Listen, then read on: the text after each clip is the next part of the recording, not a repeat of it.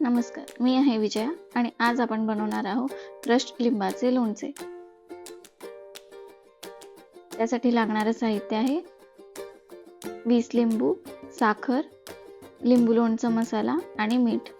सगळ्यात आधी आपल्याला लिंबू चिरून घ्यायचे आहेत। त्याचे 4 भाग करायचे आहे।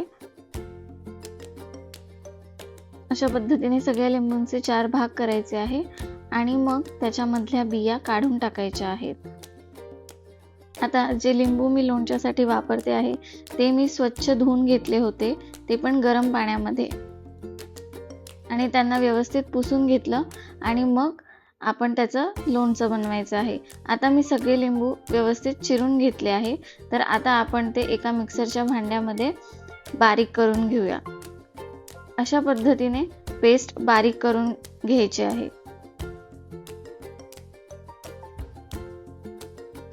आता गॅसवर एक कढई ठेवायची आहे आणि त्यामध्ये आपण जी पेस्ट केली आहे लिंबूची ती त्यामध्ये टाकायची आहे। आता त्यामध्ये साखर टाकायची आहे।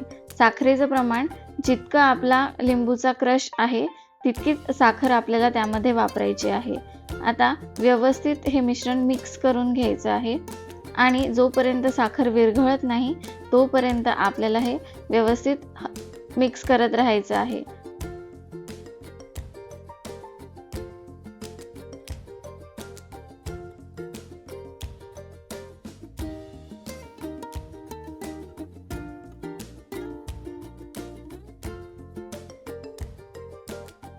आपण साखर आणि लिंबूचा क्रश व्यवस्थित मिक्स करून घेतला आहे। त्यानंतर मी त्यामध्ये 50 ग्रॅम मीठ टाकलं आहे आणि 75 ते 80 ग्रॅम लिंबू लोणचं मसाला वापरला आहे। इथे मी केप्र कंपनीचा लिंबू मसाला वापरला आहे, तुम्ही कोणत्याही कंपनीचा वापरू शकता।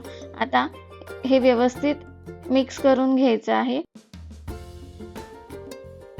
मिक्स झाल्यानंतर हे जोपर्यंत साखर विरघळत नाही तोपर्यंत गॅसवर राहू द्यायचं आहे। साखर तर विरघळली आहे। लोणचं तयार आहे की नाही हे चेक करण्यासाठी आपण साखरेचा एकतारी पाक बनतोय की नाही हे चेक करून घ्यायचं। जर एकतारी पाक बनत असेल तर गॅस बंद करून द्यायचा आणि लोणचं थंड होण्यासाठी ठेवायचं। बघा, मस्त लोणचं तयार आहे। व्हिडिओ आवडला असेल तर नक्की करून बघा। अशाच नवनवीन व्हिडिओजसाठी, रेसिपीजसाठी चॅनलला लाईक करा, शेअर करा आणि सबस्क्राईब करा। Thank you.